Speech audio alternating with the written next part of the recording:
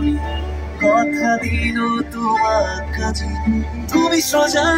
এই একতাত পৃথিৱী আহিবানে আকৌ তুমি শুনাবানে হাত ধৰি হয় আজি মোৰ কাৰণে এটা বিশেষ দিন কাৰণ অহা 18 তাৰিখে আমাৰ অসমৰ প্ৰিয়তম সন্তান জুবিন গাৰ্গ তেওঁৰ জন্মদিন আৰু উক্ত দিনটোত তেখেতৰ বাবে শ্ৰদ্ধাঞ্জলি নিবেদিত এটি গীত ট্ৰিবিউট সং আমি তেখেতলৈ প্ৰস্তুত কৰিছোঁ কিন্তু আমি কেতিয়াও আমি জীৱিত কালচত আমি কেতিয়াও তেখেতৰ বাবে শ্ৰদ্ধাঞ্জলি জনাই গীত গাম বুলি কেতিয়াও ভবা নাছিলোঁ গতিকে অহা 18 তাৰিখে জন্মদিন হিচাপে আমি বিশ্বাসী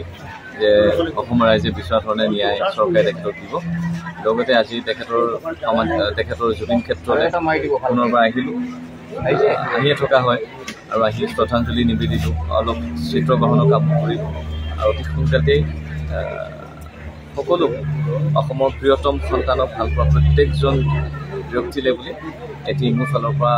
সৰু জন্মদিনৰ উপহাৰ হিচাপে এটি নিবেদিবলৈ চেষ্টা কৰিম আশা কৰোঁ গীতটি ৰাইজে আহিবানে আকৌ তুমি শুনাবানে হাত ধৰি গানৰে সৃষ্টি আদৰে কাহিনী বজাবানে অলপ পাহৰিছোঁ নতুন গীত যিহেতু শুনি পাব কথা দিলো তোমাক কাজি তুমি সোজা এই একতাত পৃথিৱী আহিবানে আকৌ তুমি শুনাবানে হাত ধৰি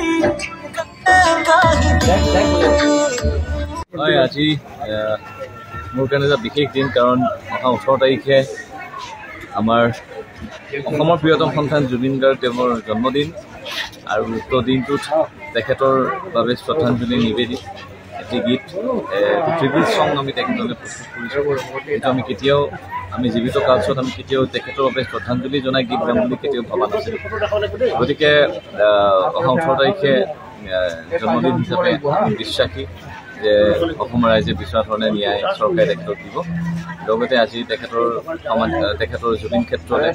পুনৰবাৰ আহিলোঁ আহিয়ে থকা হয় আৰু আহি শ্ৰদ্ধাঞ্জলি নিবেদিলোঁ অলপ চিত্ৰগ্ৰহণৰ কাম কৰিলোঁ আৰু অতি সোনকালেই সকলো অসমৰ প্ৰিয়তম সন্তানক ভাল পোৱা প্ৰত্যেকজন ব্যক্তিলৈ বুলি এটি মোৰ ফালৰ পৰা এটি সৰু জন্মদিনৰ উপহাৰ হিচাপে এটি নিবেদিবলৈ চেষ্টা কৰিম আশা কৰোঁ গীতটি ৰাইজে আহিবানে আকৌ তুমি শুনাবানে হাত ধৰি গানৰে সৃষ্টি আদৰে কাহিনী বজাবানে